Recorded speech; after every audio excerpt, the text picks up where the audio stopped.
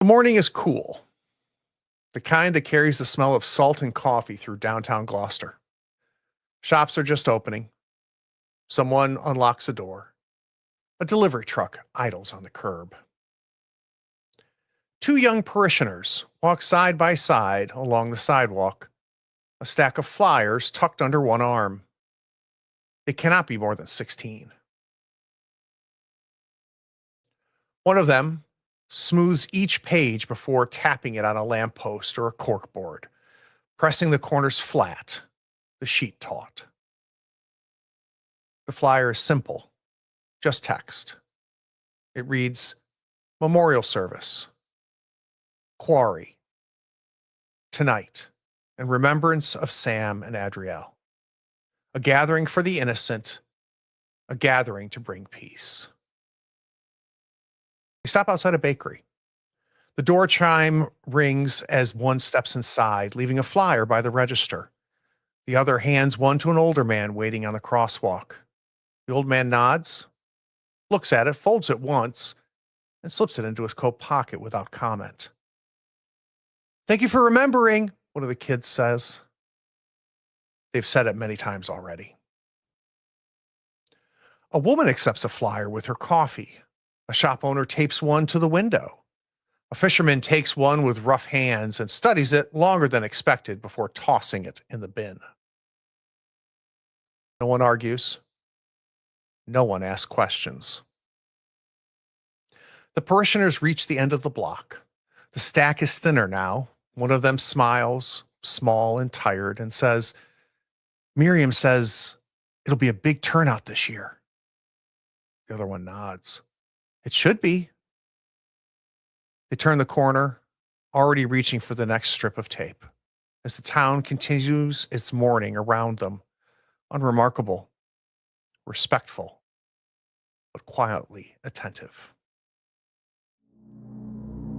Attention, brave viewers. This video features adults immersed in a spine-chilling horror RPG experience. The content likely includes supernatural elements, horror-related events, and potentially scenes of violence. Viewer discretion is advised. Enjoy.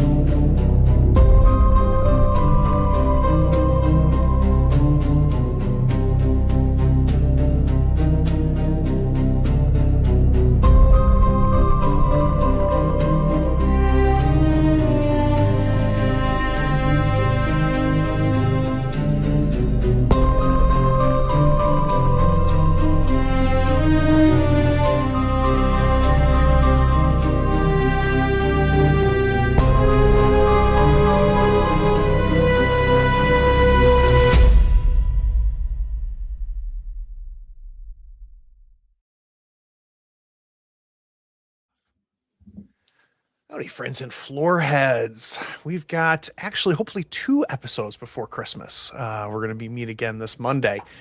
Where we left things in episode 7 were pretty interesting. Elias had kind of ditched his brothers, took the bike from the back of the RV, and went to the quarry to do some poking around. I think Elias is scheming to do something big, but when he returned back to Pop-Pop's house, everybody was gone. That's because Adriel, Declan, and Van took Pop-Pop's in the RV out to their old grandfather's cabin, well outside of town. The fear that whatever is out here, whatever is affecting the town right now, whatever presence there is, could be a threat to Thomas Condi. I think I want to go to you, Elias, as we see the bike kind of skid to a stop in front of Mr. Condi's house. You see the RV is gone. Yeah, so I don't think Elias is particularly surprised. So he gets off the bike and walks it up the walkway up to the front door. Uh, and he starts looking around for how he can break into this house. Well, let's say the first thing you do is look under the mat. Sure. And good old Mr. Condi trusts Reliable. way too many Key people. under the mat. Letting yourself in? Yeah, gonna let himself in. Gonna find Sam's room. Expecting it to be sort of left as a shrine. Yeah, so you find Sam's room, and it's not like the door was closed and never reopened. You can tell that the room has been cleaned, but the posters are still on the wall. The clothes are still in his closet. The bed is made, but it has effectively been unchanged since his death.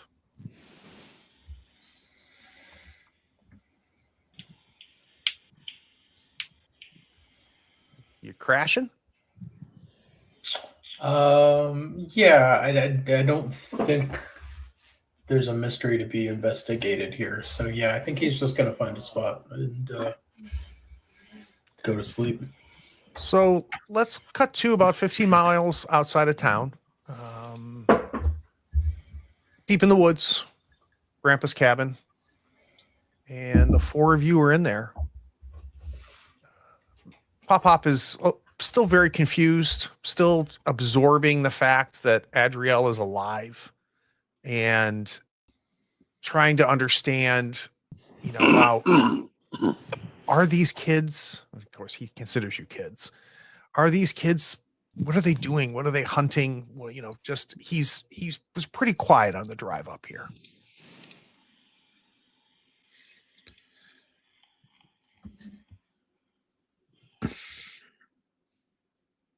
Yeah, I think the whole trip is in silence. We get into the cabin. I'm imagining there's a hand pump for water outside on a well, and just trying to get some of the cobwebs down so that it's palatable for Pop to crash out here and be safe. So I'm gonna go out and do some of the front end work to get them settled and comfortable. Yeah, and let's say that you guys stopped at the grocery store on the way, picked up toilet paper and other provisions because you likely would not find that. Really difficult to know when's the last time someone's been in this cabin.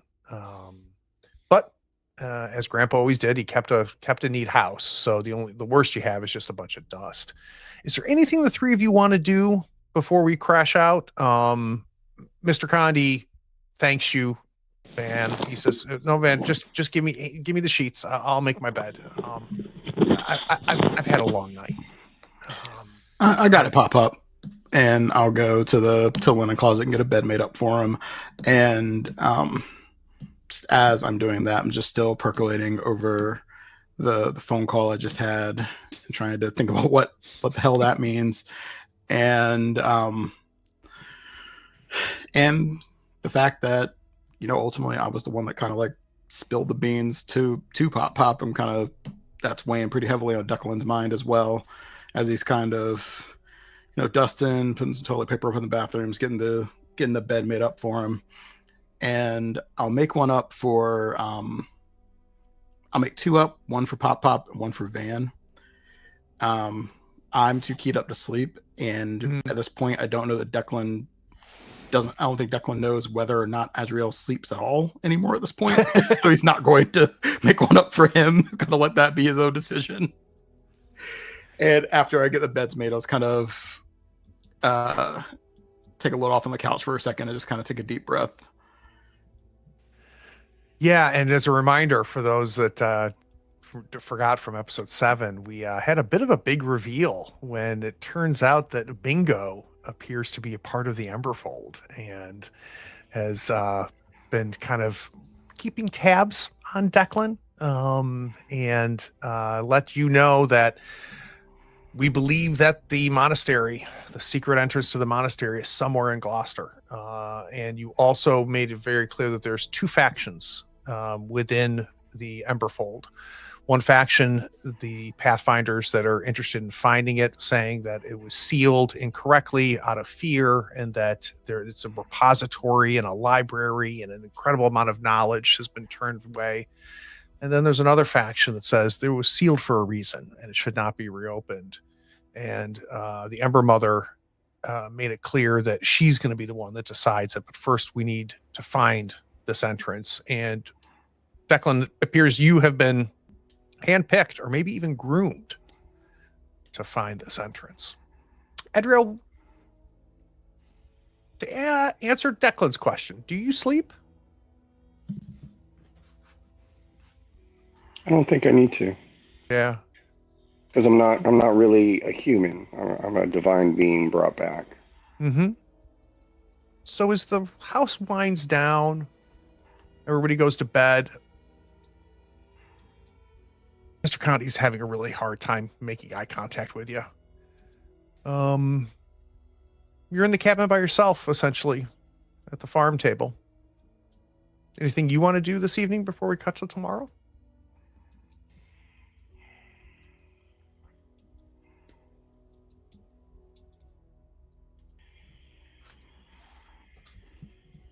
Go ahead, Declan. Yeah, go Well, ahead. no, I'll let Adriel go, and then I'll add in my note. Okay, great.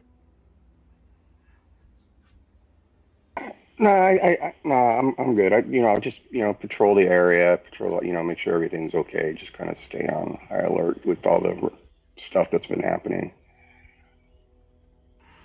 I do have a question for you, though, Adriel. I mean, I recognize that you're a divine being, but you obviously still have some connection to your former life. Yes.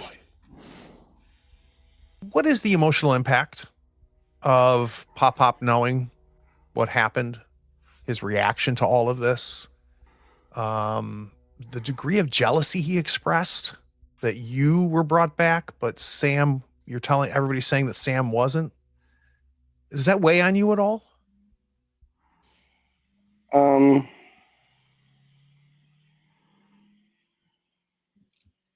I don't know. Maybe in the back of my mind, maybe a little bit because of that connection. But it's nothing that's up front and center for me. I have a mission to take care of, and I have parameters to do things. Yep. And I felt in that particular moment, revealing myself to him was necessary. So I don't feel bad for that. But for him, his questions about Sam, in the back of my mind, that twinge. But yeah, I'm getting the feeling that you are very focused. You are brought back for a reason. There is threats present here in this town, and it's threatening your hometown and your friends and your family. So I can understand that. Yeah, and we've seen in the past, what Adriel's willing to do and not to do. Oh yeah. Based on that. So I would say he's not the most empathetic person. Mm-hmm. I don't think he was brought back to be empathetic with people. He was brought back to take care of some business. So, kind of has that maybe in the back of his mind a little bit, better than everybody else because I'm not constrained by human mortality and strengths like that. But we picked up on that. Yeah. Although I was cooking. Got it. Declan, is there something you wanted to do before we go to bed? Yeah, so as the house is winding down and folks are kind of in their own quarters and there's a bit more privacy than earlier in the day, Declan has a set of jumbled notes that he keeps from his sect. And as he gets a little bit of time and space to himself, he will probably go to what would be his great-grandfather's workshop in the detached garage, kind of at his desk with his light on, just kind of spill all these notes out, almost like Charlie Day style, and like see if he can pull together any reason why. One, he was given these notes with more or less that trope of you will know why this is important when the time is right. And two, what they say in regards to a ley line in Gloucester or an entrance being in Gloucester related to what he learned from the Emberfold and his sect of the Ember Matron. From the Ember Matron. I don't want to roll for this because I think this is the culmination of a long time of gathering information, thinking about it. And now that you've kind of gotten that bump from bingo, making it pretty clear that this is where you need to be focused. I mean, part of the reason you were on the road was trying to find this entrance. A little ironic that it was back home where you would potentially find the entrance to the old monastery. Montage, map of Gloucester, all of these notes pinned up everywhere. And I'm imagining like you taking a carpenter's ruler and you start drawing pencil lines based off of your notes crossing through. And we get a kind of a moment where the lines are starting to cross, a la Weapons. And you look at the map and it's the downtown YMCA.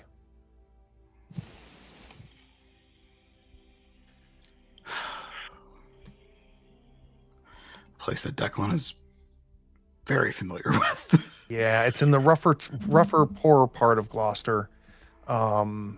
Really a epicenter for the community there. And I would imagine, Declan, maybe you volunteered there and spent a lot of time there. Again, having no idea what may be there as well. Yeah. Sir Declan coached Pee Wee football and boxing for many years before he went off to school. I could definitely see that. So let's cut to the next morning.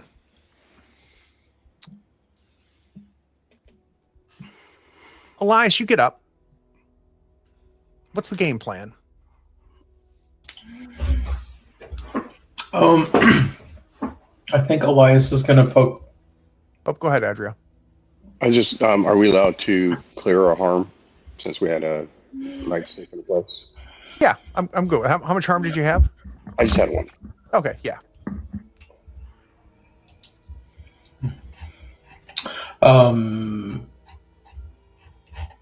He's gonna poke around a little bit, remembering that the whole Sam coming back and talking to Pops was kind of the original thing that started all of this. So he's gonna poke around a little bit in Sam's stuff and just see if anything stands out. But barring anything very fruitful happening there with this particular case, he's going to then start experimenting with the spell. So again, I don't think a need for a roll here either. Nothing really in his room that makes you pause. You hear some noise out the front door, causes you to go out there. You open it and you can see that there's been a flyer left on the front mat. It's the same flyer from the cold open. Tonight, the church is going to have a service at the quarry. What does experimentation look like? Where do you start this process, Elias?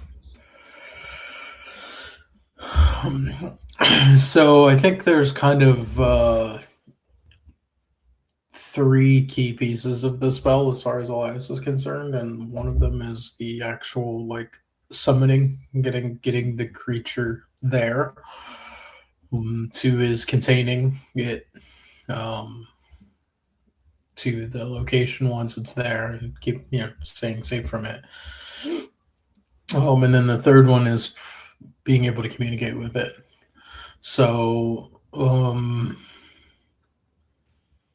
I think he's actually that methodical about it. So he's probably going to work on one of those aspects first. So it's probably going to be he'll probably start with the second thing, I imagine, which is the protection from and of the summoned being.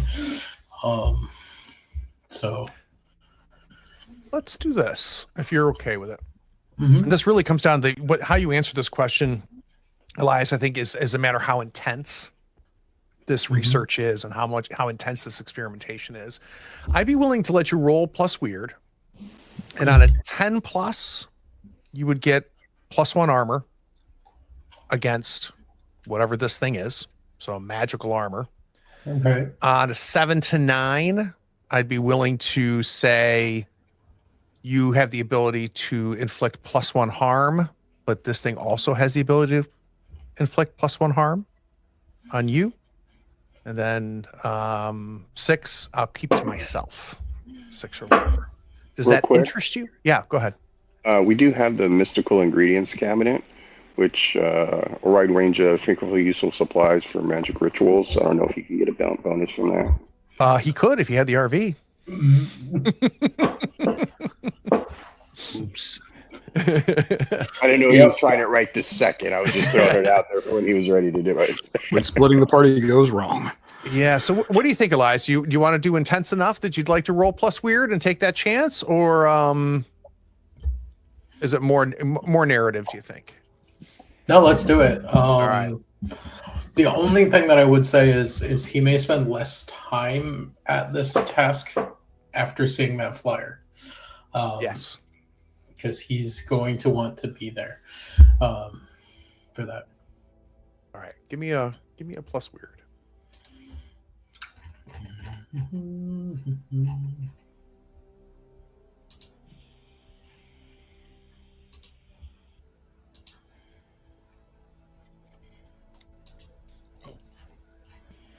It's 8. So yeah, so if you'll just leave a note, we don't know if and what, this may never even happen, right? But if you are confronting this thing, you will have the ability to inflict +1 harm on it, and it'll have the ability to inflict +1 harm on you. Let's cut out to the cabin. Declan, did you sleep at all? Declan fell asleep at the desk, and he's going to spend the early part of the morning playing that off to everybody else. So yes, but not intentionally. And he's like wakes up and he's like scrambling to wipe drool off his notes so like get it all put back into the folder and put away before anybody sees what happened.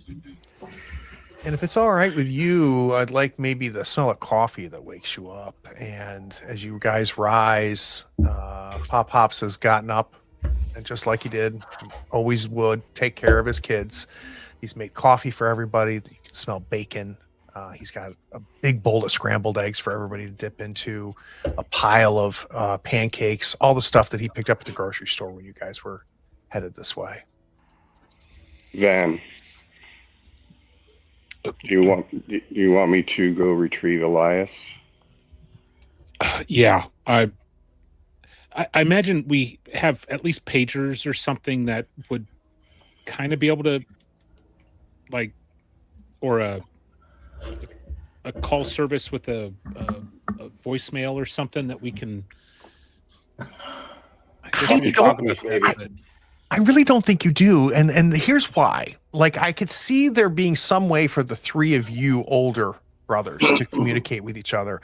Elias is new to this team. He's only been with you guys for a few months now, and he's a kid. So I don't think you do. All right, I guess that's a season 2 upgrade for the group. Well, just on the way out, let's just stop at a Kmart and we can pick up some walkie-talkies. Kmart, nice name drop. Or Big Five. Sears. Sears. Yeah.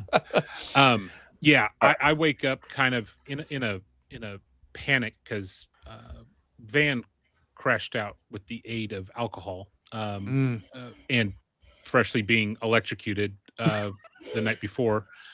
So he crashed out without thinking too much, but the moment he woke up, he was worried about Elias. And so, yes, when Adriel mentions that, Adriel, please figure out where Elias is at, and we need to reconnect.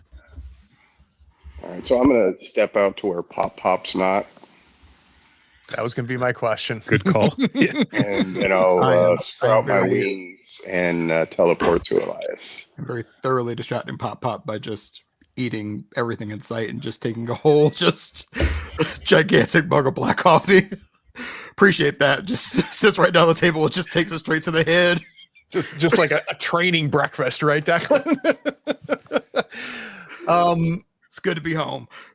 You appear in front of Elias, and he's inside Mr. Condi's house. Hello.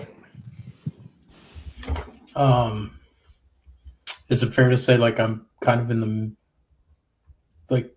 How does this line up time wise? Let's say you're winding down. You're winding down. You're anxious about the flyer. You said you weren't going to spend a ton of time on it because of that. So Yeah. I think you're on the downhill, if not completed. He shows up as I'm like cleaning up, maybe. Yeah.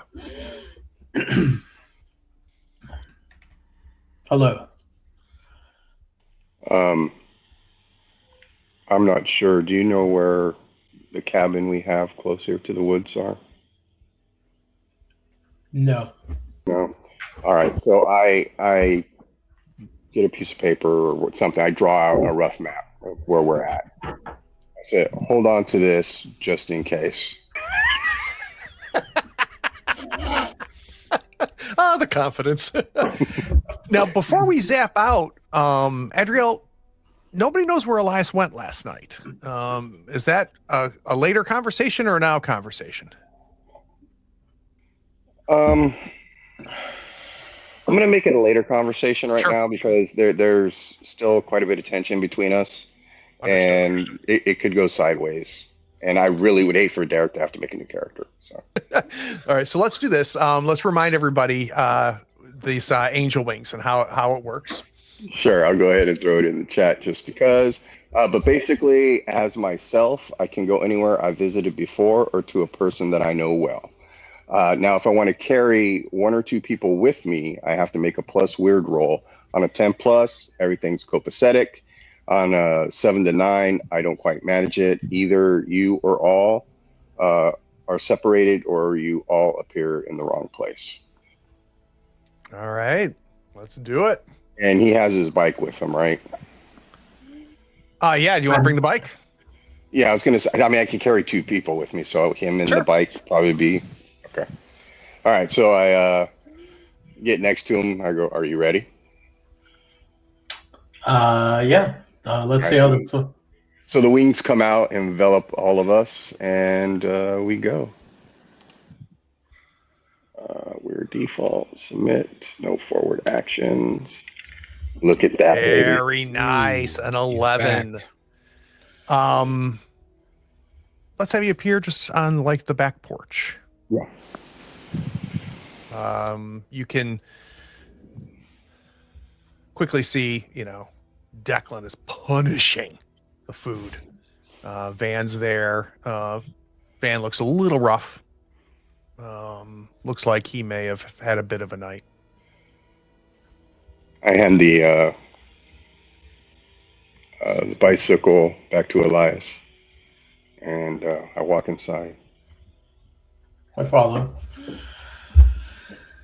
Just mouthful of pancakes. Where the hell you been? So Pop-Pops goes, well, we left him back in town. Did you go downtown? Who's he talking to? You. Well, he was already riding his bike. I went out a little bit to see if I can meet him. We're kind of out there. So we needed Adriel to make sure that he didn't get lost. Yeah, that's. Hey, little guy, that's a long bike ride. Thanks.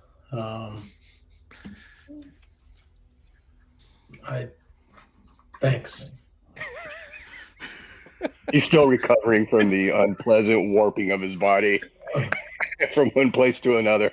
It don't feel good. This is the way to imagine it. Barry Allen, Flash, when he moves people. Nice. After it takes a while for them to get used to it, they usually throw up. And, All right. I feel like there's a lot of conversation that needs to happen. So who wants to set the scene? I think DJ said something already to Elias, right? So first thing, kind of at the same time that popped up was like, weren't you downtown? Declan said, kind of threw a mouthful of pancakes, like, where the hell have you been? But his mouth was so full, couldn't really make it out. So he was able to disguise the initial shock and let Pop-Up get his point out. And now he's able to go along with the bit. So yeah, that's impressive. Where are you riding from exactly? And Declan will kind of look at him like, where the hell have you been? It was leg day.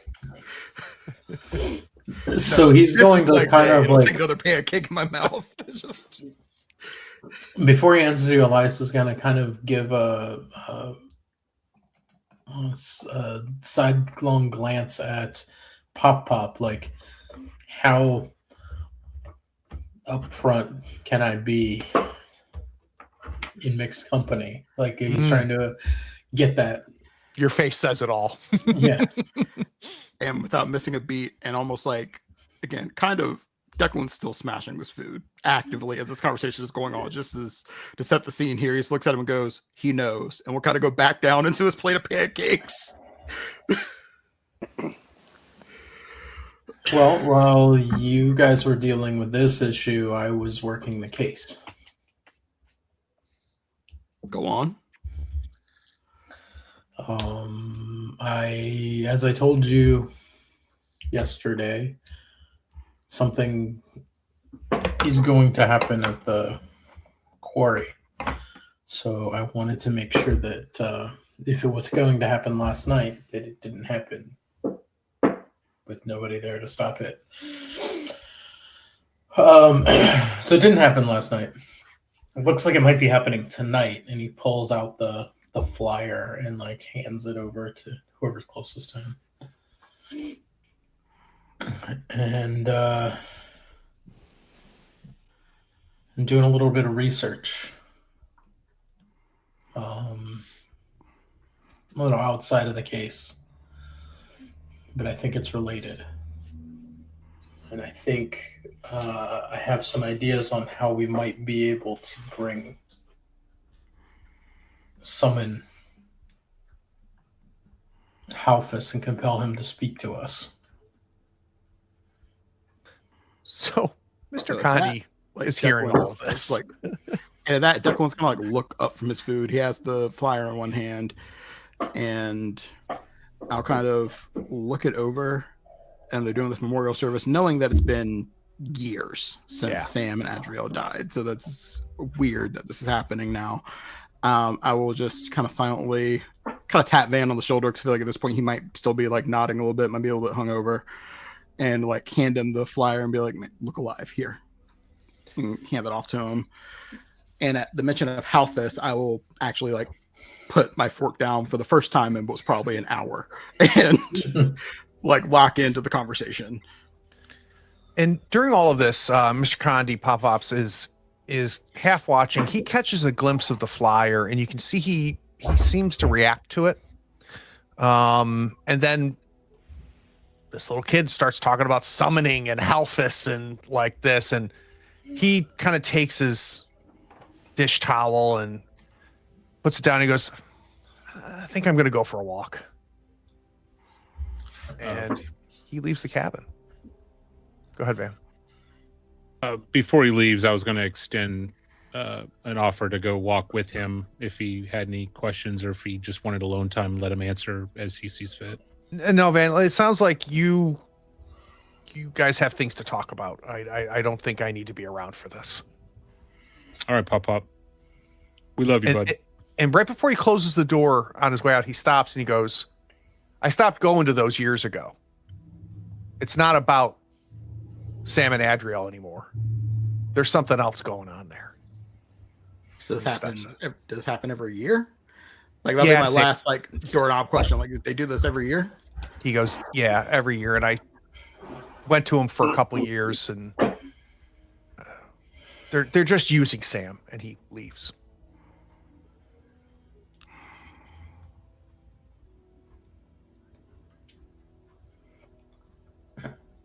I think Van is speechless after that comment that it's every year, and he just nonchalantly drops that bomb on us as he's leaving.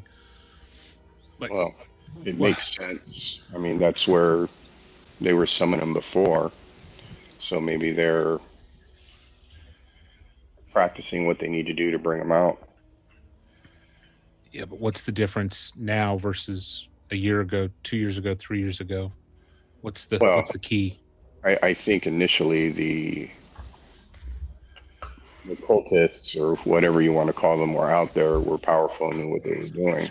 If this, I think they said Church of the Flame or whatever it is, it seems they're pretty new, so maybe they don't, they're researching. To do big magic is not easy to do. Sometimes it takes a long time to get it down pat and, figure out, there was a big group of the cultists and they were using their power from all of them. So, I mean, theoretically, it could take years for them to be able to get things to where they can actually do the ritual. So do we think it's the same cult that's been renamed under this new name, or do we think this is a different, or we don't know? I have no clue. I think we need to go visit this prophet, Miriam Vale. Took notes. You're so proud of yourself. Yeah, I had to throw it out there so everybody knew. No, we need to go talk to this Vale lady and get to the bottom of this. I mean, I know Reverend Vale. We can go talk to her. Didn't we already go talk to her? I don't think we did, but I'm not 100% on that. What was that, Robert? I said, didn't we speak to her already? We know her because she is she's been a reverend at the church in town at this. It was, and I didn't take a note on this. It was a Christian church. I would say it was an Episcopal church. And she could either be, part of the original cult, or she came into the information of basically how to do it and is trying to figure it out. But either way, the big thing we knew about her is that she's got roots in the town, and she was friendly with the Remingtons. She used to be the volunteer coordinator that would, particularly when Declan's football team would have volunteer days at the soup kitchen, she would be the one who was heading that up.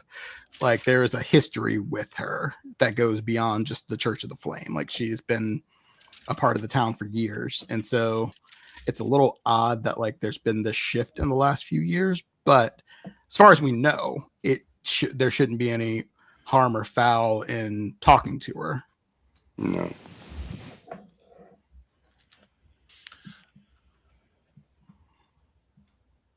Oh, Robert, I think you did a time and place thing where you That's saw... what it was. That's what it was. That's what it was. Two people, heaven and hell, some sort of comment about that. Yeah. Did you pull that out of your notes? Kudos. My man. No faster way to become the favorite person at the table than taking notes. You're gonna spoil us, man. So what's the plan? Or is there one? I think you're right that talking to Reverend Vale is the next step. And I think that it makes the most sense probably if you and me are the ones to do that, because we know her. Do you feel like I should have that conversation with her? Do you want us both to kind of go talk to her? What's the play here? Van's starting to boil up with the name drop of Halfus and the Sam and Pop. I think it's best that his brothers handle a little bit of the conversation, or I'm going to be activating my berserk ability too soon. So definitely there to support and potentially snoop around while you're chatting, but I'm not the voice here on this one with this reverend or prophet or whatever she is. So Declan, sounds like you trusted Van to be part of that conversation. Do you trust Adriel to be there? I do. The only thing is I know that Adriel is not Adriel to the bigger world. Correct. So she would not know that's who it is, which is probably for the best, but would also mean that we were basically bringing a stranger to the conversation, which I'd be fine with. I think that what we might do in that case is we all roll into town together, especially since we only have one vehicle now, and we can go talk to Reverend and also do some more investigating into the quarry, that close to the Reverend, would probably also do some investigating into the church itself. And Declan's got his own answers to seek out as well, that he is hoping that talking to Prophet Vale will get him a little bit closer to.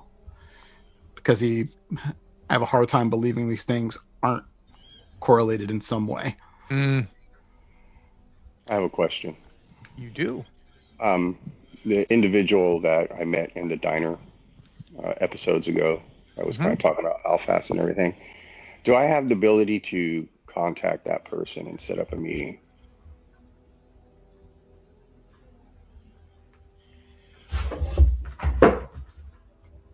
I think even if you try, you don't make contact. And I think something that has been frustrating Adriel is this is obvious over the years to you, a very one-way relationship. It is on their time. It is at their place. They make all of the decisions. And I think initially all of this was so new to you, Adriel, that didn't register. But maybe over the years, whether you acknowledge it or not, there has to be a certain level of frustration. And I think something that is in contrast to that is Declan. Declan appears to be able to make contact with his group, but you are at their whim.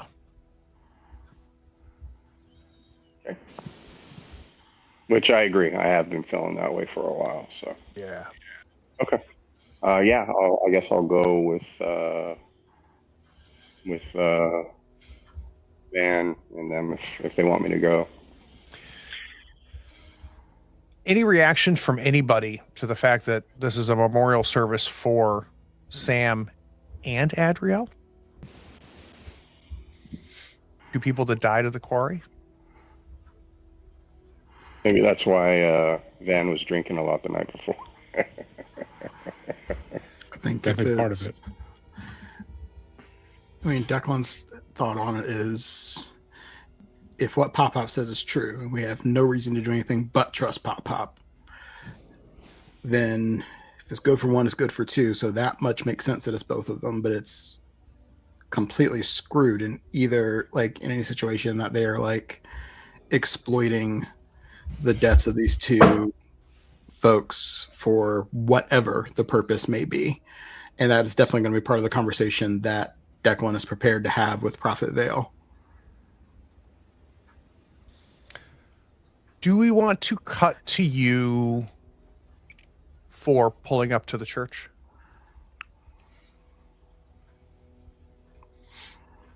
So let's make it late morning. All signs point to Pop-Pop's being content for now to stay at the cabin under your direction. The RV pulls up. Declan, structurally, the church is identical to how it's always been. It's a beautiful freestanding Episcopal church. But normally there would be some sort of scripture on the sign out front. All it says is pray for the innocent. And the name was named after a saint. That's gone. So she's de-Christianed this church, which lines up. You have been told that she, has converted to this cleansing flame religion. Otherwise, the church looks in really great shape, maybe even better shape than when you remember it.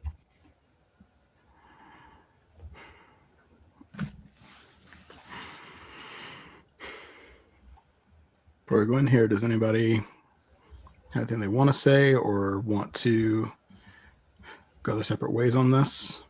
Yeah, do we think we're going to be able to face her down without and keep our cool? And I'll kind of point a hand to Van, not in like a judgmental way, but in like, I understand that emotions are high right now. What have we seen so far? Like, is it desolate? Are there people around? It's not desolate. It is just on the edge of town. There's some cars in the parking lot. There's like 4 cars in the parking lot. No activity outside of the church. But, you know, there's people walking on the sidewalk across the street from it. So nothing seems, honestly, if you had never seen this church before, nothing would make you pause. Just walk right by. Yeah. Yeah. I think Van's goal is to just separate from whoever's going inside and just kind of pace and walk around the church and observe and see if any other point of interest as he walks and makes decisions based on what he sees as he walks around the perimeter. I think Elias will tag along with Van then. Beautiful. So we'll do an investigative mystery with you two in just a little bit. Declan and Adriel, you come up to the front door. The door is ajar, but not open. Kind of like those large wooden double doors. After you. All right. And I'll gently push the door open and I'll scan to see if she's at the pulpit. If not, I do know where her office would be at this point, or where it used to be. And I'm assuming that structure is the same. I'd like to do something. I don't know if use magic would work or not, but basically once I enter to this place, I want to see if I could detect if this place is like holy or unholy, or if it's sanctified as a real church, something along those lines. Well, let's look at big magic, or not big magic. Look at use magic. Which of those effects are you going for? I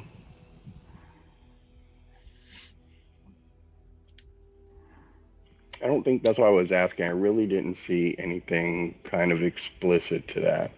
So let's do. Let me tell you one thing that's beyond human limitations. Yeah.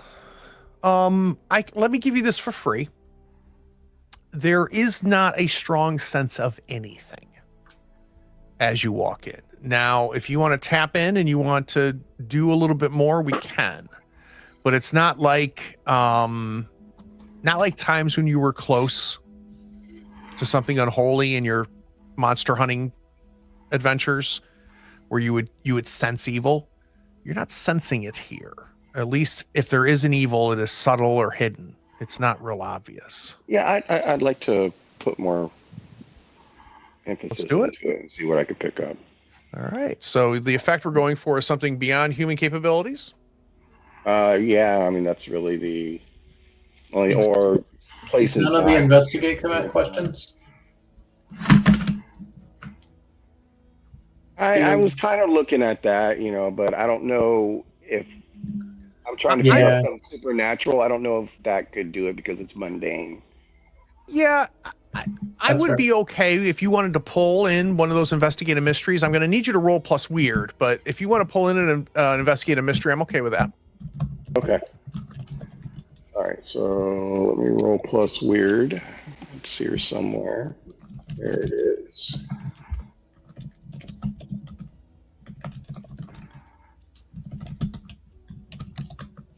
So take a quick peek at the glitches. I think I'm going to go for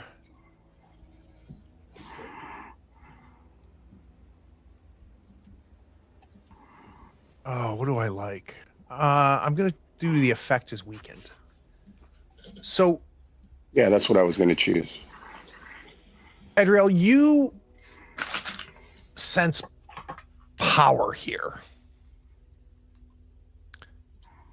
but it's not clear on which side of the line this power falls on. And even if it falls on one side of the line or the other, it's real close to that line where you would be far to one side, Halphus would be far to the other side. That's not here, but there is there is something here. Which, based on what happened in the bar with one of the parishioners, this isn't just a fake thing. There is some sort of power behind all of this. Declan, as you push the doors open, you pick up the smell of incense, and familiarity, looking at the church. You see the pews, rows on either side, the tall ceilings, the echo that your feet make when they hit the wood. At the far end, there's the reading pulpit. Her back's to you, but you know immediately it's her. She's in a white robe that may have been repurposed. Hard to tell. What stands out the most, though, is that the town donated a handcrafted crucifixion of Christ that was hanging above the altar and the pulpit there, and that is gone and replaced with that flame logo. She turns around immediately as soon as you enter. The door is loud. And she, can I help you? And she's got that look on all of our faces when we're like, I think I'm supposed to know you, but I can't place you right now. Can I pass this off? Hey, buddy. Hi. Yes, you can, and I'll approach. Is it? So I'm assuming it's like midday on a weekday, so there's not like a service, something going on. No. The place appears empty, except for her, and she seems to have been tidying up. And as you move closer, Declan, she looks at Adriel and doesn't pay a whole lot of attention. She's focused on you, and then you see her eyes open. Is that Declan? Declan? The very same. I almost didn't recognize you, and she's walking towards you to try to give you a hug. I think that I'm not trying to rock the boat too much yet, even though I know that touch can have some interesting interactions here. I think I'm going to go for it. I think I'm going to let the hug happen. She gives you a quick, familiar hug, and she kind of, pushes you back after the hug and holding your broad shoulders and looks at you and she goes, God, I can't imagine. It's been years. You've grown. You look great. How are you? I'm good. It's good to see you again. I'm good. I'm back visiting town with some of the family. I heard Van's here as well. How is he? He's, same old coach. He's plotting around here somewhere. I think he went back to Pop's to grab a drink. Maybe, I don't know where exactly he's at. I just wanted to come by because we're in town and just remembering how I used to volunteer here and down at the Y and down in the soup kitchen, and how you was to help with that. I'm taking a red shirt this year to just deal with some family stuff. Sit down. Sure, Come sit. And she looks at you, Adriel. She goes, Miriam Val. And she puts her hand out to shake yours. I shake her hand. A friend of Declan is a friend of mine. But please sit down, talk. We need to catch up. And she's moving a little slower than the last time you saw her, but she's in pretty good shape. And you do see the front of her robe, and she's got that cleansing flame logo on the front of her robe. Go ahead, Adriel. I was going to say, as I shake her hand or whatever, I'm going to see if I can see the marking on her. You do. Excuse me, wrong tube. Sit down. Tell me everything. Where have you been? I've been worried about Van. That's an awful thing he went through. We pray for him all the time, and I pray for you too. Realize you weren't there, but I'm making it about me, and I apologize. What have you been up to? And I'll kind of start very high level. I'll talk about, I got the offer to play for the Ducks. So I moved across the country to Oregon. I think that the relationship between Declan and his father is kind of well known. There's a bit of a reveal hear when she's talking that Declan's not always gone by Remington, because Remington's his maternal name. So his when he played in high school, his nickname was Declan the Hammer Hudson, and Hudson number 53 went off to play linebacker at Oregon. Talking about playing a couple seasons there, sustained a stress fracture, took a red shirt, and started working during that time. Took a little bit of time off school and started working with Van, doing handyman work. he had to kind of take some space after what happened to Sam and Adriel. But listen, I just saw, and I'll kind of use the what happened with Sam and Adriel to kind of dovetail into talking first about the service. And I'm just like, basically, I'm like, so talk to me about what's going on here. Are we having a service for Mr. Sam and Adriel? That was years ago. I do it every year. We go out to the quarry. I haven't finished writing it, and I probably should. She kind of checks her watch. I give a bit of a sermon, and we pray. And, of course, we pray for Adriel and Sam, but we pray for the innocent people that were there. We pray for Van. We pray for Thomas, and I feel like we need to mark time. I feel like we need to acknowledge that there's a ongoing battle between good and evil, and everyone seems so busy picking sides that the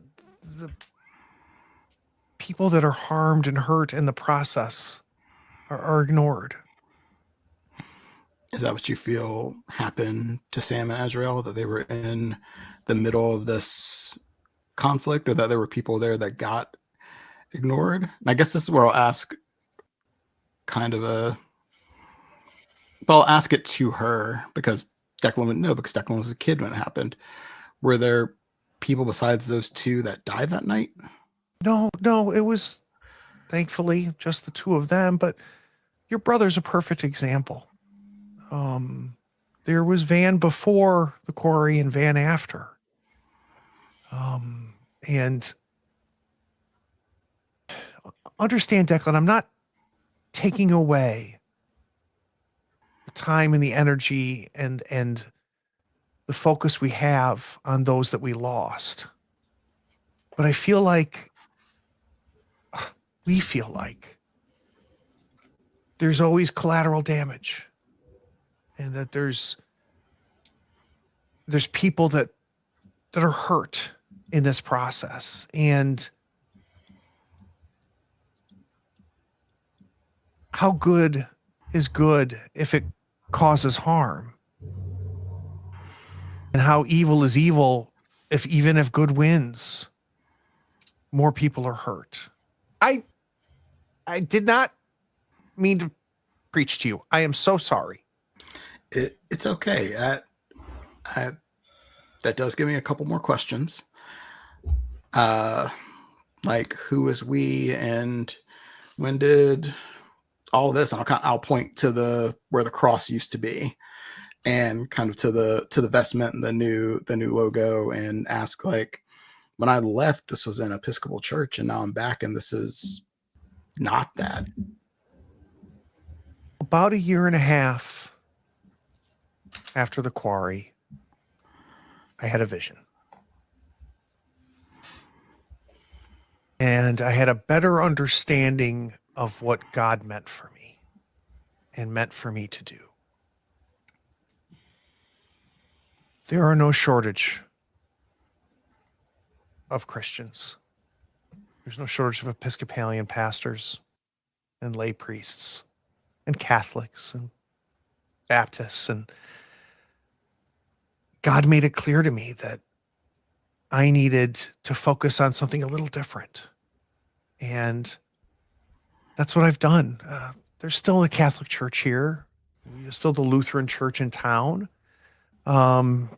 Those that still, want an Episcopal church can, of course, just drive 30 minutes north and There's a whole array of them there. This was a bit of a revelation for me, Declan. While they're talking, I want to look like at her shoes or the bottom of her clothes and just kind of look at the area. I want to see if there's any dust or anything that would be associated with the quarry. Let's do an investigative mystery, my friend. But before we do that, I owe Van and Elias an investigate the mystery. So as you guys are walking around the grounds of the church, who wants to do the investigate? And do we want the other one want to do a help first? I think I'd be better suited if we min-max here, but well, also, like, I think I'm the one most keyed into investigating right now, while you're kind of true, very emotional. So I think it makes sense. Okay. So why don't you do a quick help out, Van? So roll plus cool.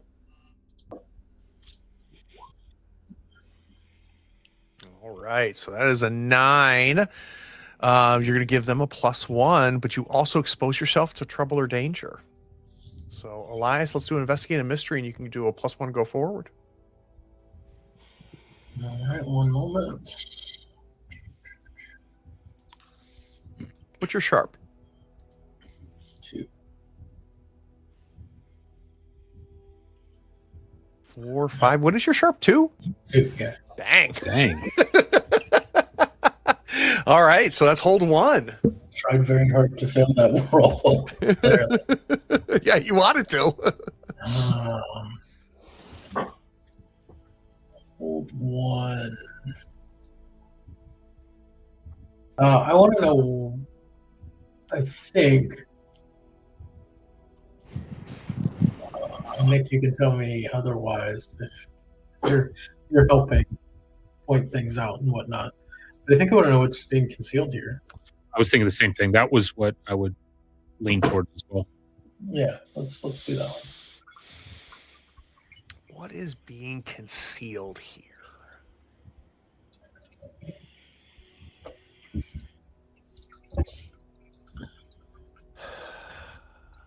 I mean, And Elias, go ahead. Besides the truth. Yeah. I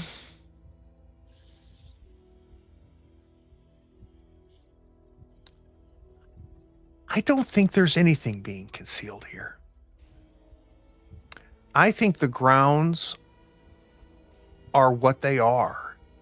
So as you go, even as you go by the gravestones, you see the gravestone for Sammy, you find the gravestone for Adriel. They're just as you left it, they've been kept up.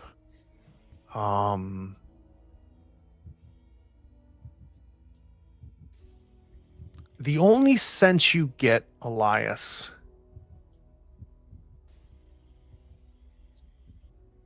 is there's an energy here that you instinctively link to the quarry. And instinctively link to Margaret from the bar who touched you. And it's just this insistent feeling of these people might be victims themselves. They might be unwittingly manipulated. Right.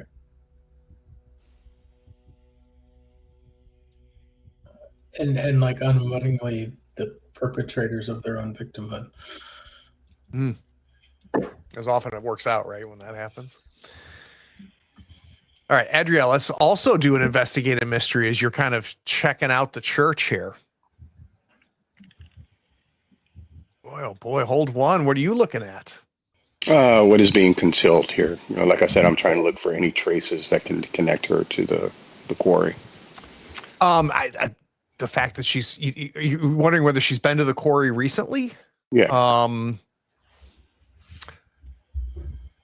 Yeah, I think even if you tie it up into conversation, she mentions that, she was there yesterday, to help in preparation for tonight. She doesn't seem to be trying to hide her connection to the quarry.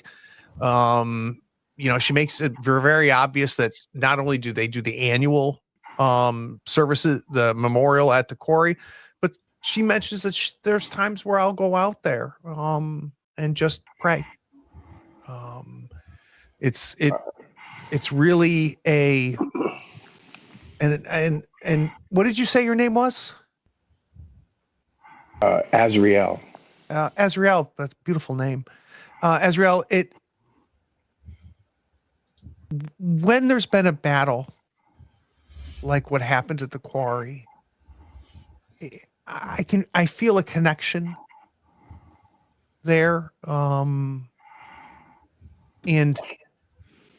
it invigorates me to do the charity work that we try to focus on here. So to answer your question, yeah, I go out there probably at least twice a week. How far away from me is she? I don't know. That's up to you. You'd have to get pretty close for her to feel uncomfortable.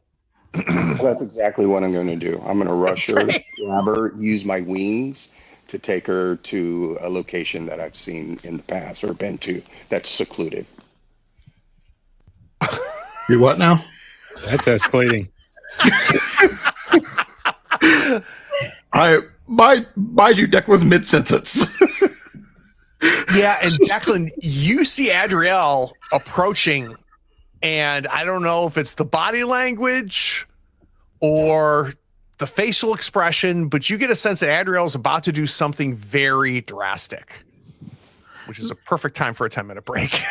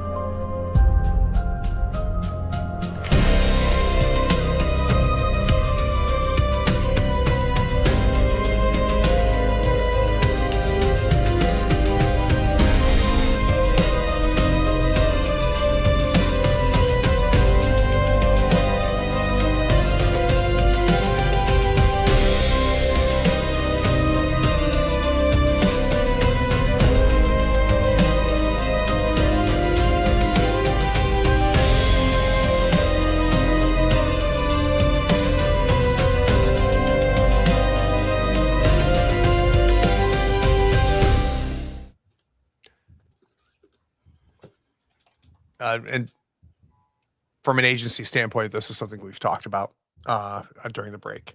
So Declan, it happens fast. You should have seen this coming. In fact, you kind of knew.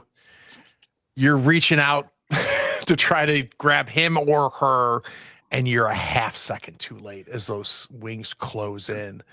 So, Adriel, we're going to have to do angel wings again because you're bringing a passenger. The first thing I need to know is where. Let's bring her to that basement.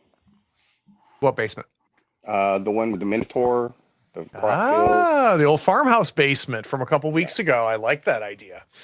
It wasn't my idea. Somebody in the group spoke it up, so I'm not going to take it. Declan is going to text Van, all caps, code swan, which is our code for Adriel is taking the wings and just take it off with somebody because they're these big that's white amazing. wings. That's amazing. The assumption is Adriel's done this before. Oh God! All right, so let's go ahead and let's do our angel wings roll. Adriel protocol engaged. I'm going to spend a luck point. All right. Let's burn that luck. So you take them exactly where you intend to be. As you let her go, Adriel, she stumbles back in this basement, which a quick assessment looks untouched from when you were here a few weeks ago. And she looks around as your wings kind of fade away. Are you an angel? So with that, I pull my flaming sword. She drops to her knees. I don't know what to say. You are a false prophet. I don't intend to. Well, you've destroyed the church and started something new. No, it was a vision. It was a vision from God.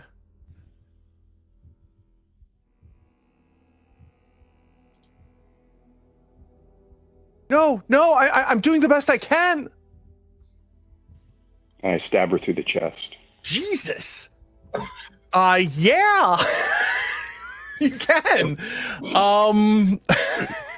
Let's kick some ass.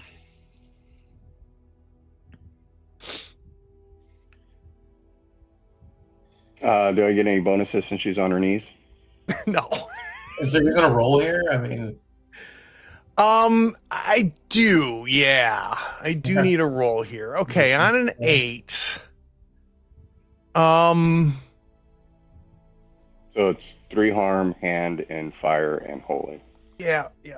I didn't expect to bring up her character sheet. How much you said? 3 harm? Yes, 3 harm. So your sword goes into her, and she falls back. You see the blood start to seep out from the wound on her shoulder, staining that white robe that she's wearing. And instinctively, she grabs your hand at the same time. And I think I'm going to need you to do a touched by the faithful move here as she touches you. So this is going to be plus weird. Okay. This is the same thing that the parishioner did in the bar.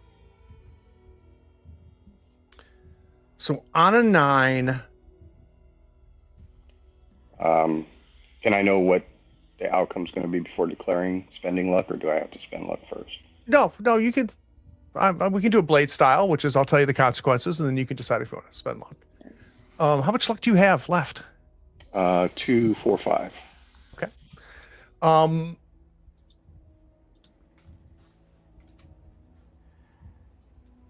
She grabs your hand, and what's going to happen, I'll let you decide if you want to spend the luck, is you're going to be glimpsing a future where your mission harms many people.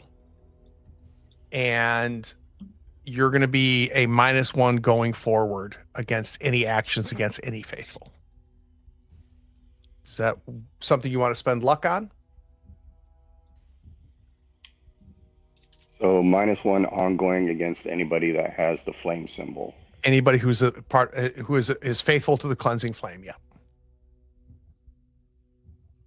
I'll take it. When she touches your hand, an energy shoots up your arm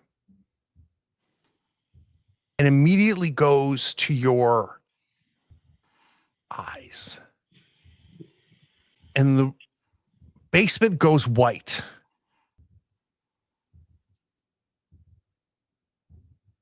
And you see yourself.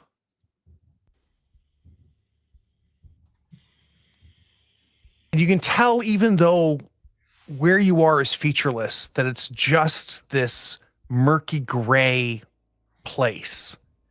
You know that that's not where you are. Your feet are touching ground. The vision is not letting you see where you are, but you're across from somebody. And as your sword is flaming, their sword is pure light. As you're holding your sword with your right hand, they're holding their sword with the left hand. And as you have angel wings, they have mammalian bat wings. So and they're a direct reflection of you. So I put my sword away. Hold on, this is a vision. You got no agency here. Got it. Not an alternate place with vision. Yeah, you lock swords with this featureless person. And as you are fighting, battling the ultimate battle, the reason you are here, Adriel, the collateral damage is terrible. You see people beheaded. You see people thrown to their death. And you just get an overwhelming feeling of guilt and a questioning. Is this worth it? As she passes out in front of you and you come back to the farmhouse. I'm going to finish her off, and then I'm going to light this place on fire, and then teleport back to Declan.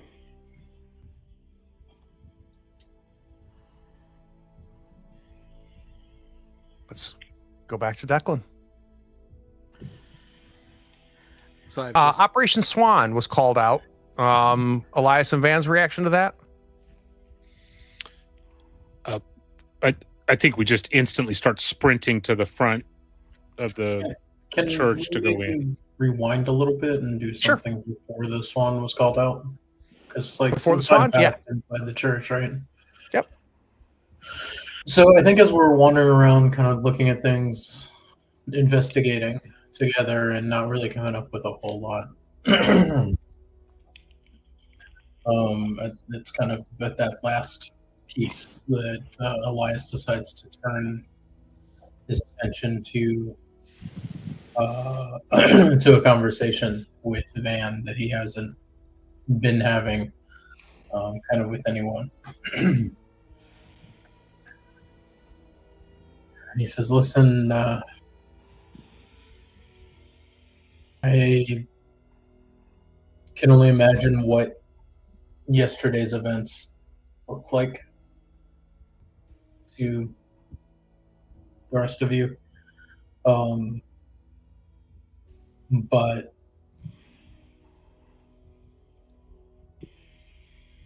I just want you to know that this is just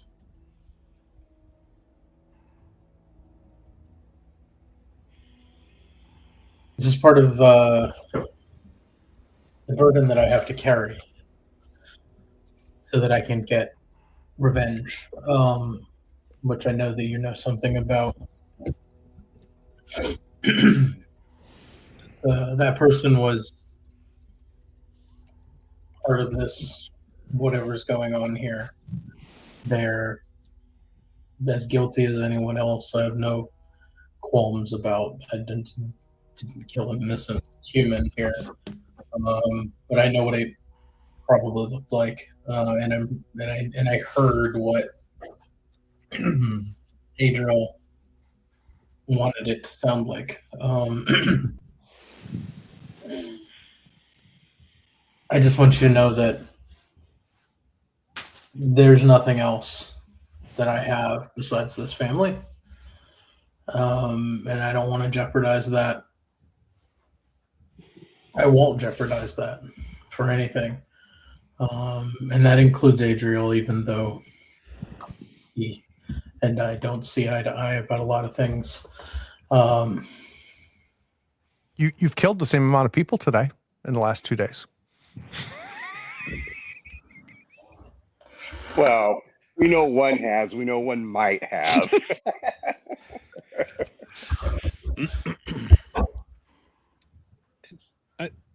Van kind of kneels down with Elias and says, Elias, your family, I know where your heart is. I don't understand everything you do, but I know you would do everything you can to not harm this family and to do the right thing. And if there's a reason behind what you did, it is what it is. Just know that I'm here if you need guidance or support.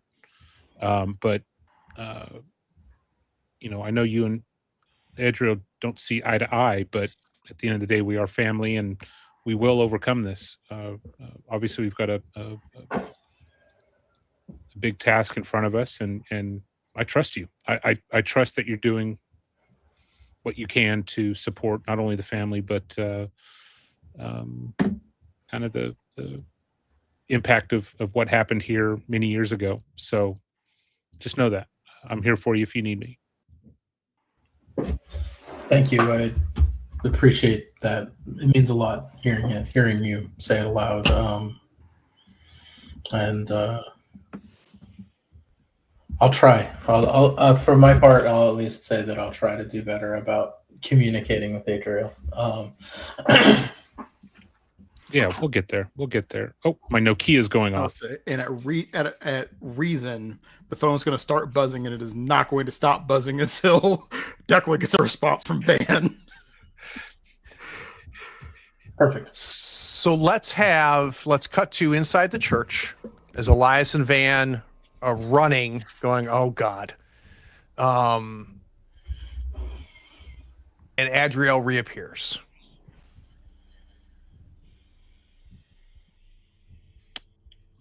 Where's Reverend Vale? Where she belongs. The hell does that mean? I'll explain it to everybody when they're here. I'm sure you text Swan Protocol, so they should be here any moment. And they're here. You see a Scooby-Doo kind of sideways into the doorway and run inside. Sliding to a stop. I don't know if I've told everybody this, so if I repeat it and you've heard it, please forgive me. But a while back, I had a meeting with Elias, and he's the keeper of the line that must not be broken. And he told me some things and showed me some things. One of them I really haven't had a chance to research, but met in a diner, and on the glass window, some circles, spirals, things like that. As I was looking at them, they steered into my mind, so I can see it if just I was sitting there still. He also told me that the first lanterns of sorrow have been lit, children taken, and we've dealt with children taken. Parents' grief burns in the field of Hendersonville, Iowa. I'm assuming that is Pop. I was told to follow that grief, shield them, and the labyrinth grows, and within it, the fallen one gives rise to devour. If they are not stopped, the fire will consume the world. And then as he disappeared, the last thing he told me is find the circles, save the innocent, find the truth, find your mirror before he cannot be unmade. I believe this church is the fire that he was speaking to me about. And I sensed some things that were very odd, and I had a feeling that she was somehow attached either to this fallen one or to Halifax with what's going on here. So during our encounter, I had a vision, and it seems I have now met my mirror, whether or not he was also having that same vision. But if anything, this might delay things if she was in the lead of what's going on here. Now, I don't know if there's an actual labyrinth within the quarry, which is something we might want to research and look into. And she was a false prophet. She claimed God spoke to her to start this new church. I don't think it was God. Because to be honest, God really doesn't give a shit about us. He gave us free will and he moves on. I think it had to do with either the fallen one or Halifax is why this is happening. Back to our speculation of either she was one of the original cultists or she found information about what is going on and is trying to recreate that with the help of the fallen one to bring Halifax back.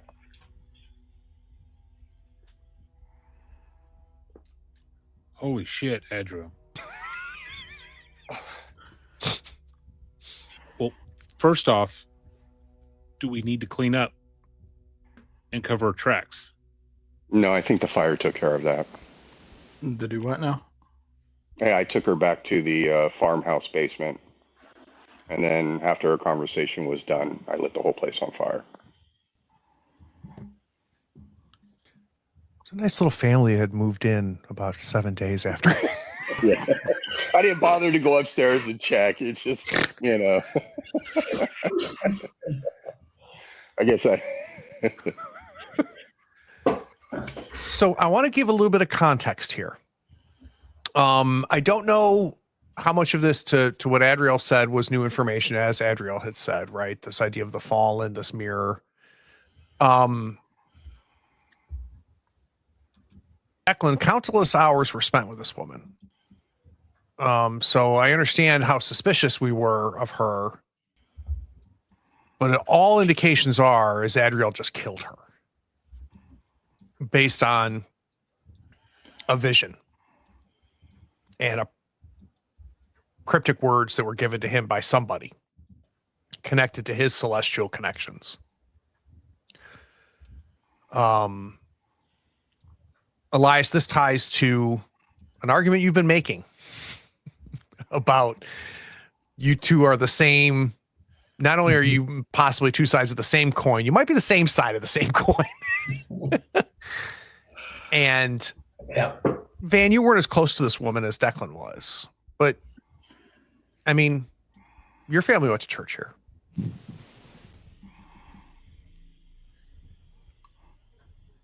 Yeah, I also would not question my family's intent and almost loyal to a fault, although there'll be questions that will trickle in to try to help understand. But if I need to help bury a body, I will, but I'll ask after we bury that body. That's the attachment to the family that Van has. Mm-hmm. It's the Van guarantee. And in a lot of ways, Declan would be similar, but Declan is also much more reticent to really to shed blood in the first place than definitely Adriel, but probably also to a degree Van. And especially because somebody that, yes, Van and the Remington family as a whole knew her. Also, this is where the team would come whenever there was going to be a big game. This is like our go-to, and we worked with her like volunteering, like somebody I knew very well and very personally. And Declan's definitely like visibly taken aback and upset with this development, and he's just going to say, we need to go to the RV and we need to discuss this now. But with that, Adriel reaches into his jacket because he's made a stop or two since things have been happening. He pulls out this baggie of green stuff. Maybe this will help you relax. Declan will still take it, and we're still headed to the RV. So I guess just to give a little bit of an internal monologue here, you're absolutely right what you said, that this is exactly the argument that I've been making. So I think he is just going to sit on it. He's going to enjoy it as it washes over him, as he's hearing it. He's going to let it happen. And he's going to save it, and savor it for an opportune moment in the future when he needs it. And there's a part of you, Of course there is, who is really loving this. And though it's not vocalized, there is a yes, just a feeling that washes over you as Adriel describes and hints to what he has done. Yeah. And as soon as we hit kind of the privacy or the perceived privacy of the wards inside of the RV, Declan is just, she was our friend. Hold on. Sorry. She was. One last thing before we, as we start to file out of the church, I think Elias kind of skips, and he skips in front of Adriel, and he kind of turns his head back and goes, "It's one," and then he skips away towards the RV. As he's skipping away, I say, the difference between you and me, I am surgical. I don't take innocent people and put them in great harm, possibly death. But enjoy yourself. Because you know, that's proof right there. Seems that you like to take, how do we say, happiness in the death of people. And Elias, I want to remind you the feeling you had about this church and about this woman, that you like taking of innocence. Was she innocent? I think that's something that may fleet through your mind. What are we doing next? We're going to the RV, and as they are like going to the RV and bickering back and forth, we hit the door, it'll close, and I'll just turn to both of them without even addressing either of them, saying, I don't want to hear from either one of you.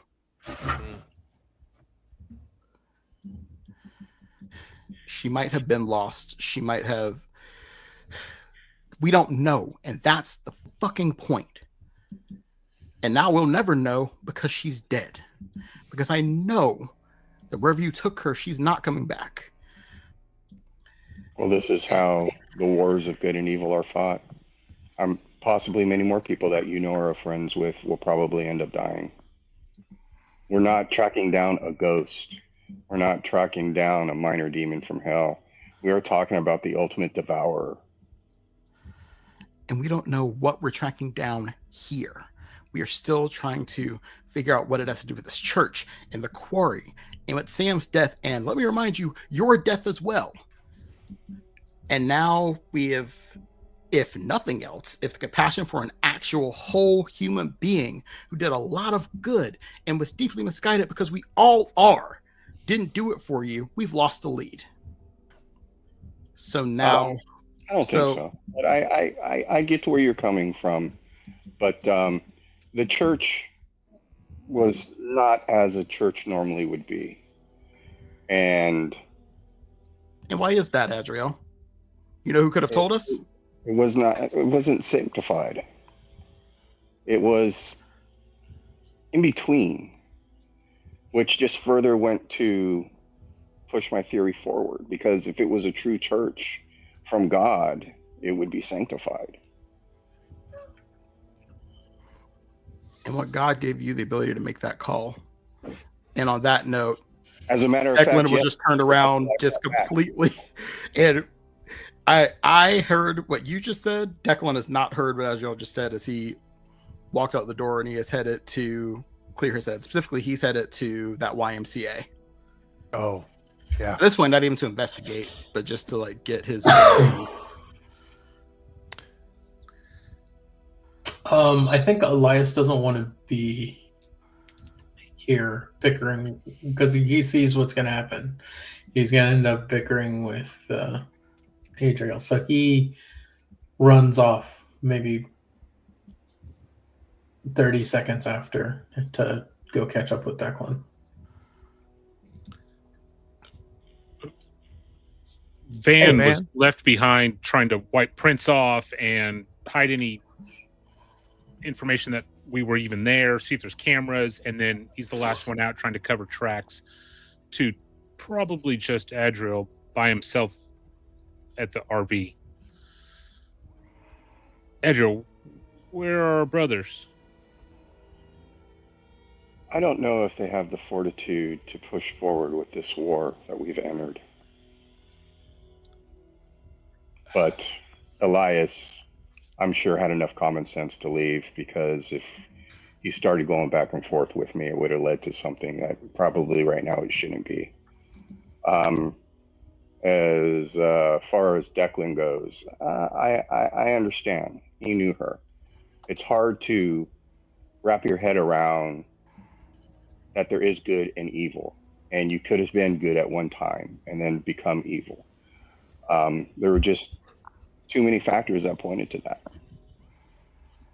But my problem is a lot of these people have been indoctrinated, and I believe it has to do with Halifax and the Fallen. And if that's the case, more of his friends may end up dying, and I don't know if he can handle that. I get where you're coming from, Adriel. Keep in mind, we should probably lean towards trying to save versus kill first and ask questions later. At least with the group, it could come off poorly if we make a decision on our own on stuff like this. I understand you see things way differently than I ever would. I would never pretend to be in that world, and I have probably more trust in you than anybody else in this world. And that's really what it has to come down to, because as you said, you don't see things the way I see it. But to be more frankly, I can see things that none of you can see. Agreed. But the others may need a little more input, say, explanation than I. I will back you till the day I die. When it can be done, yes, I am fine for that. But in that particular situation, I felt like it needed to be handled immediately. We do our Remington. Yeah. And where to? Where did these guys go? Do we know about the vision of the YMCA thing? Do we know about that? I don't know. Did you share that at all, Declan? I don't know if you would have. I didn't tell anybody where I was going.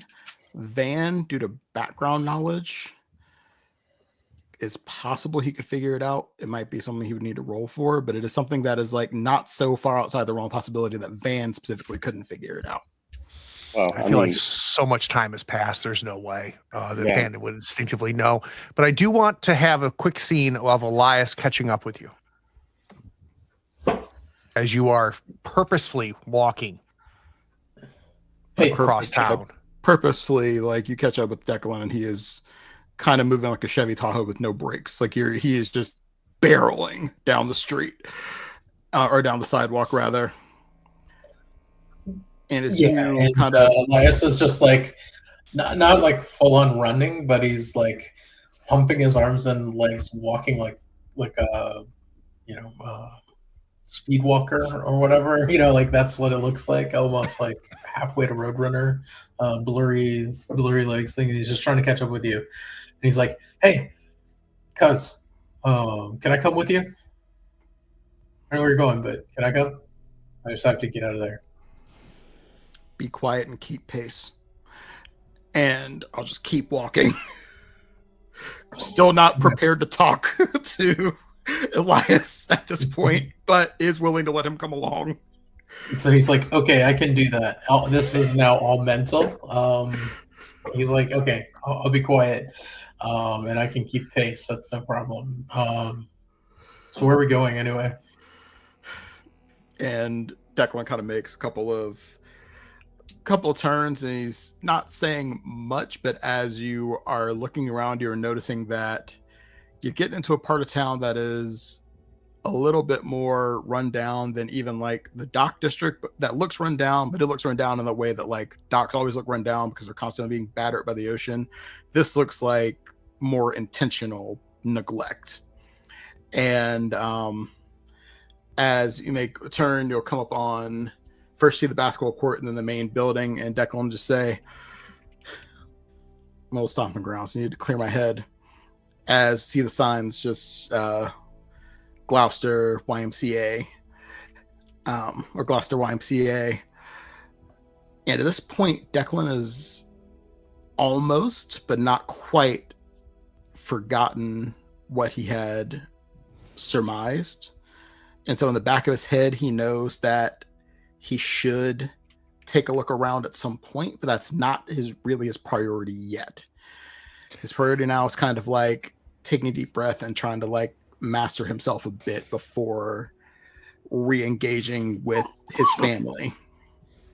That's super interesting. So it sounds to me, tell me if I've understood this correctly, Declan, you came here not because of what you discovered on the map. You came here because this is a place of peace for you and a place of familiarity, which there familiarity. Isn't a whole lot of Oh, that's super interesting. interesting. The church isn't familiar anymore. There's no home anymore. He's not going to go to talk to either of his parents. So it's definitely like, this is the spot. Oh, that's so cool. Real quick, cut to the RV. Ben and Adriel, you get in. Adriel, you sounds like you're jumping right into the driver's seat, or what are we doing? No, one thing, so Van, and maybe to smooth things over, this is probably something you should probably tell to the brothers because of the attention. But one thing I would like to point out, if she wasn't connected, then when she grabbed me, how did I get the vision of the fallen one? No, that's a fair point. Now, if you want to really, I mean, I have the ability to take us to our other brothers. Or we could just park at Pops and let them cool off and wait for them to come back. That flyer, did you see that flyer? Yeah. Is that tonight? That's tonight, yes. I'm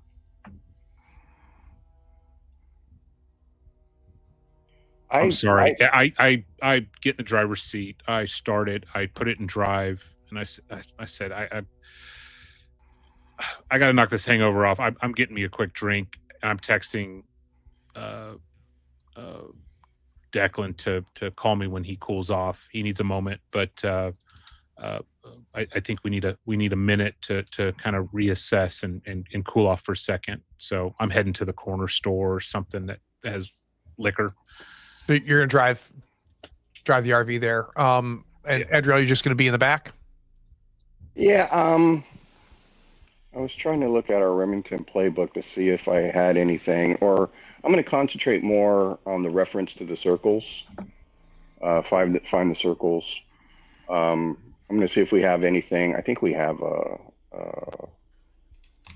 little library or some magical library. I know we have. We have mystical ingredients. Never mind. Components cabinet. But weren't the circles the crop circles? I don't remember. Did we identify the circles as what was in the farmhouse, those crops? So there was a vision of, and I can't remember who all, or if we all saw this, but these are my mental notes. There was a vision of Halphus in the crop circles during the mystery with the Minotaur at the farm. Yeah, that was my luck point spend. It gave me a vision of him. And that he can teleport, or he can assume other people's bodies and take over and hop from body to body. We're talking about Halphus. Halfus, yeah. Adriel, you're kind of going through, kind of figure out, how you're going to make this connection, right? That you've got some work to do, based off of what you've just done, based off of the information you did this off of. Van, you start the RV and start driving towards the liquor store.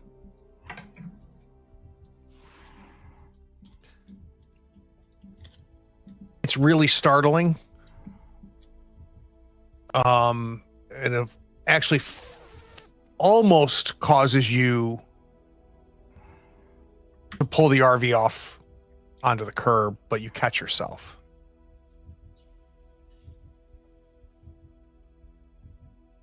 In the passenger seat, in your peripheral vision, suddenly there's somebody there. And before you even have a chance to turn your head to see who it is, you hear their voice. Hey, bud.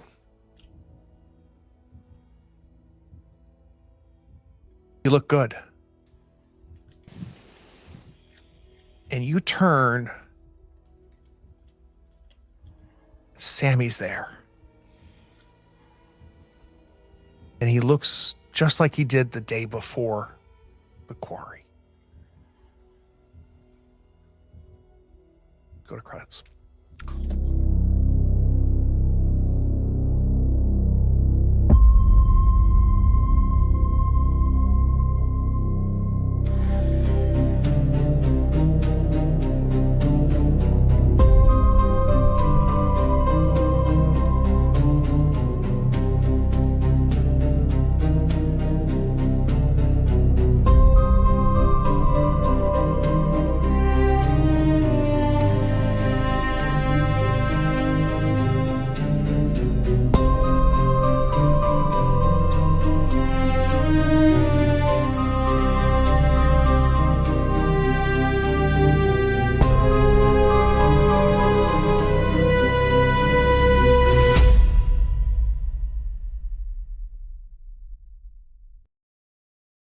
Goal or evaded danger related to the story. So thank you for that. Nice.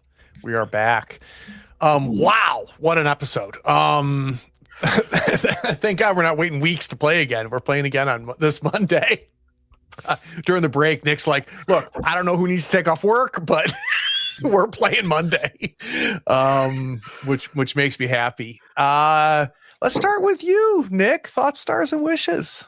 Oh, thoughts always. Holy shit. The pace, the story, the freaking players. Holy shit. Amazing. So couldn't be happier after 3-week hiatus. Yeah, we've been away for a little while. It's been a while, yeah.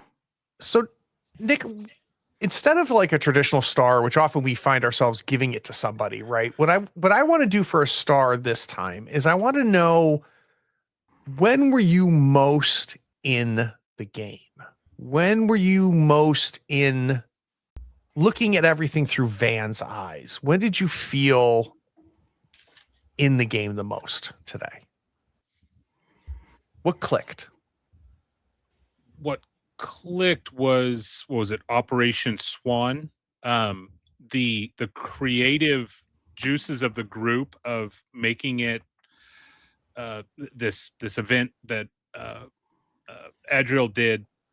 It just built, and that was when it was like, bam, I'm back into the RP moment, and the character and the lore and the backstory, and it all flooded up at that moment. And so that was my kind of aha moment, I guess, for this session. Yeah, and I love moments like that where we create instant history, right? We said we've got a term for this because it's happened before, and then instantly there's years and tales that have been told and experiences that have been had. I love those moments where just a little detail extrapolates out. Wishes. Oh, Jesus. What, and to phrase it for you, what did you get you want more of, and or what didn't you get that you hope to see?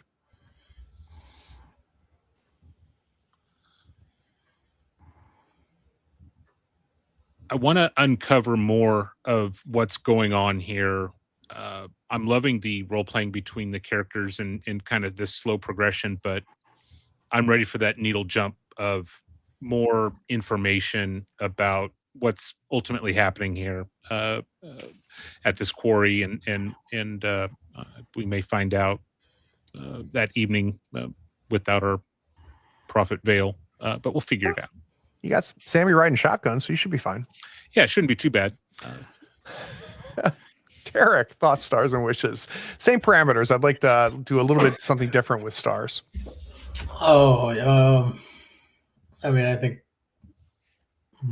everything Nick already said. He said a lot, and I feel basically the same way. Like everything's just great. The players, the energy, the way that everything is building into each other and branching off, and you know, this kind of Gordian's knot of interlocking story arcs is really interesting.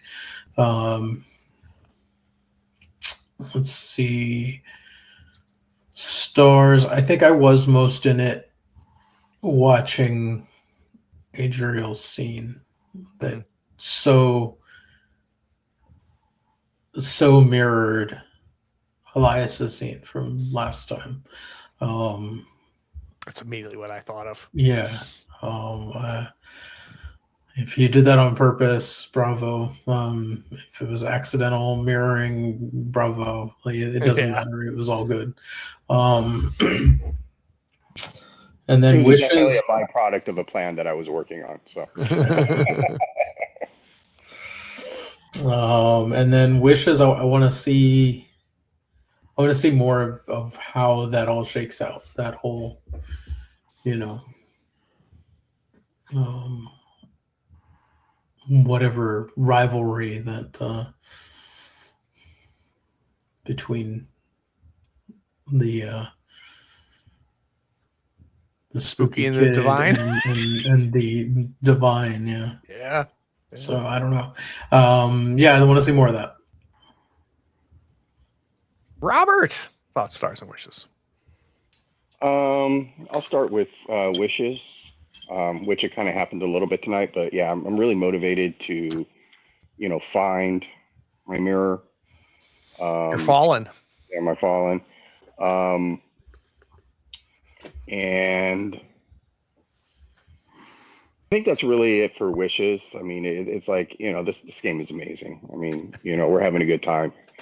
But that's really the thing that's kind of sticking, is like to get, like, kind of like Van said, skip that needle a little bit and kind of, get into some direct confrontations. For stars, so we're talking about things through our character's eyes. Yeah, when were you most present? Yeah, whether my theory is correct or not, but it was the whole church scene. Taking her, she touching me, I see my mirror image, which that is what really clicked with me because I thought, like, how can that happen if she's not connected somehow to the fallen or Haphis? Whether she really was a true divine from God and it was a God-given vision, which I don't 100% believe in at all. That's just what kind of clicked me to be like, yeah, this person is not coming back from this situation. So between that and, the information that I was given to, which I always forget his name, but the guy I met in the... Yep. Yeah, your connection. Yeah. So it just, all that kind of circled, the fire will consume the world with the fire church. And to me, changing it was desecration, as I said before, and then not feeling it, holy, but kind of unholy. It just all those things were like, I think this is a bad person. Well, and it's ultimately, we've learned a lot about Adriel this episode. Like, this was very revealing. And I might be wrong here, and if I am, tell me. Like, I feel like Adriel kind of revealed himself to you, even, Robert, as you were reacting. Yeah, I always kind of pictured him like I think it was Gabriel, right? Gabriel was the archangel that actually went around, and that was kind of my concept, but not that over the top. But I always had it in the back of my mind that, you know, he could do things if he felt it was justified enough.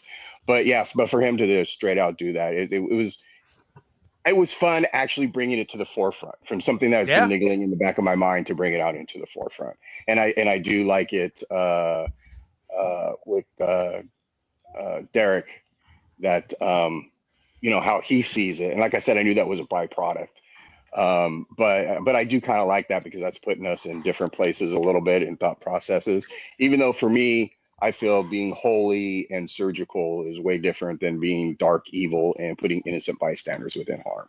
We definitely know how to rationalize. There's no question about that. Exactly. You know, so that's what we do. Yeah, that is what we do. That really, I was a little anticlimactic. You know, of course, you know, GJ was having a moment, but I gave him a bag of weed. I've been waiting to do that for so long. It's starting to get stale in your pocket. Last but not least, DJ, thoughts, stars, and wishes. My thoughts there. I mean, what everyone said, this is just such a fun system, such a fun game, and it has so much rich RP potential. Yeah. And I love that about it. Gonna have to play this differently, because this is now 2 sessions in a row where I did not make a single roll. And that's great that this is like a system where that is so feasible. And I'm gonna need to start. There's a lot still happened, and Declan was in the middle of it. Yeah. And that's the thing about the system, and what I love also is just like, I feel like we found kind of our groove, and we have our places. Like, I think that we learned a very vital thing about Van, which is like, he's going to back his family. Specifically, though, he's going to back Adriel. Yeah. No matter what. And I think that is a plot point that Declan is acutely aware of, that is going to come back. I think that that has caused some harm in the past that we have not gotten into yet. And I also think that the fact that Declan's not willing to do that is almost a friction point, in that, like Adriel more or less said, like, Declan's not willing to do what needs to be done. That's kind of his determination that he made tonight. And like Adriel's thing, be it a fault or a boon, is that he makes decisions about people, and he is decisive. And I think that there is a level of these admirable traits to a fault that we have all shown and possessed, especially this episode. Like, where Adriel is almost discompassionate to a fault, Declan's compassion is something that's going to get him in trouble, and maybe already has. And the one thing I was going to say here, which is super interesting to me, DJ, because this is still information that we have not talked about publicly yet, is the impact of what just happened to your faith. And to the Emberfold, and the purpose of the Emberfold. I don't know where this fits, what Adriel just did. And I don't feel like Declan has even thought about it yet. Right. It's really interesting, and potentially a powerful moment has occurred. And it'll be interesting to see what Declan does with that. Yes, exactly. I think stars, as far as like where I was most in it, I think was the scene with Vale, the subsequent scene with Vale's murder, and then the conversation like Declan blessing out Adriel and kind of running out of the RV, and the kind of fallout from that, and how that even caused like splash damage to Elias, who didn't do anything in that moment.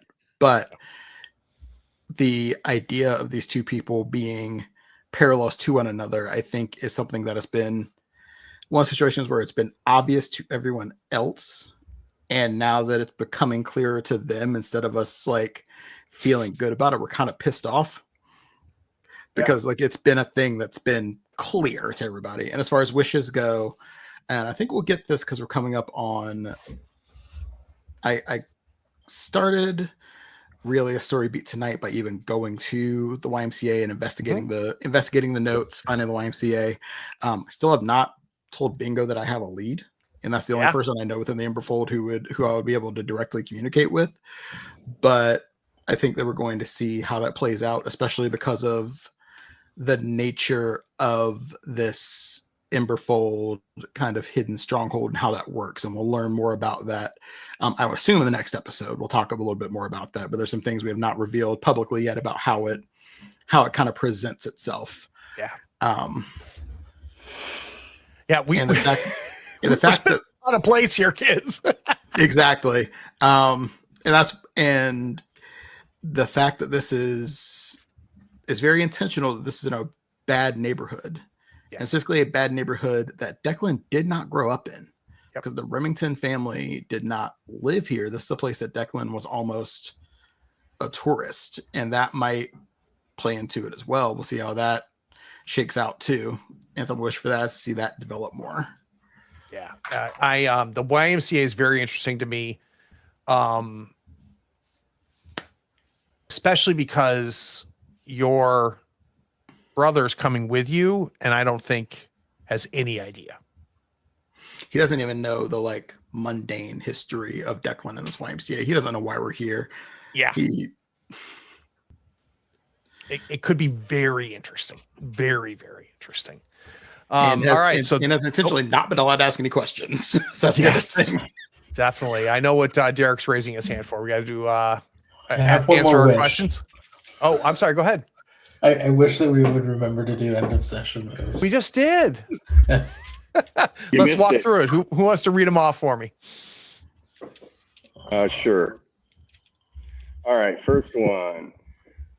Did we conclude the current mystery? No. God, no. Did we save someone from certain death or worse? Everybody remove an experience.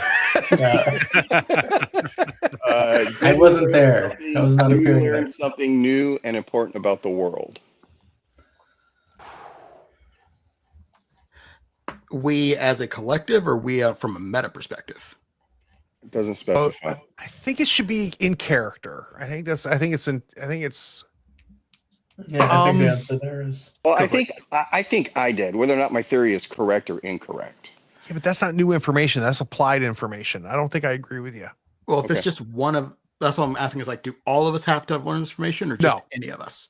We learned Declan tracked down that location for. Oh, good point. Sold. Yep. That's one. Yep. Great point. And you figured out where we believe the entrance to the sanctuary is. Yep. Okay. And then the last one, did we learn something new and important about one of the hunters? No, I don't think we did that. Oh, I think we definitely did. Jesus. Yeah, so that's an experience. We get 2 marks. How about quickly the Remington playbook? Anything there? I don't want to be a stickler, but it is 1 or 2 is a single mark. 3 or 4 is 2 marks.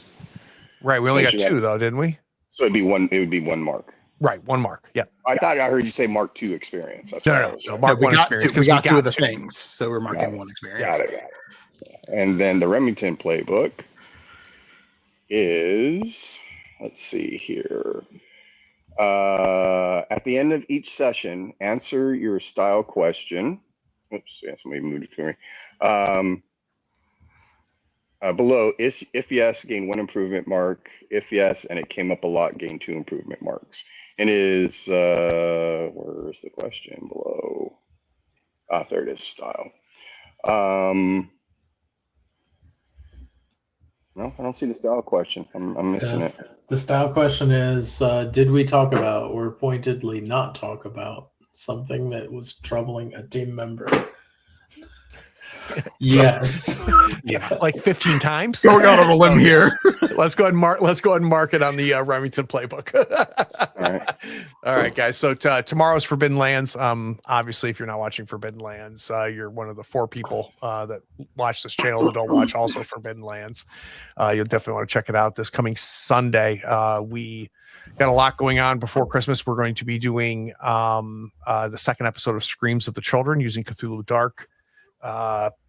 Pretty crazy scenario, and we left them in a crazy spot. If you have not watched episode 1, I highly recommend it. I've got a new love affair with 2 horror systems. One of them is Cthulhu Dark and one of them is Liminal Horror. I think they're both pretty incredible. You definitely want to check it out. Derek, did you have something? I just wanted to double check. Did it come up a lot? Because if it did, we get 2 experience. Mark 2. Okay. Got it. All right. See you guys Monday. Bye.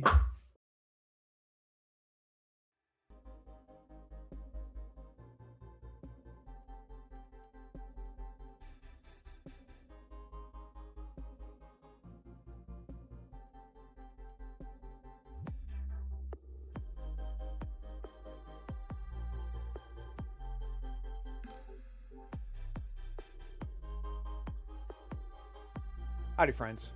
Thank you for watching.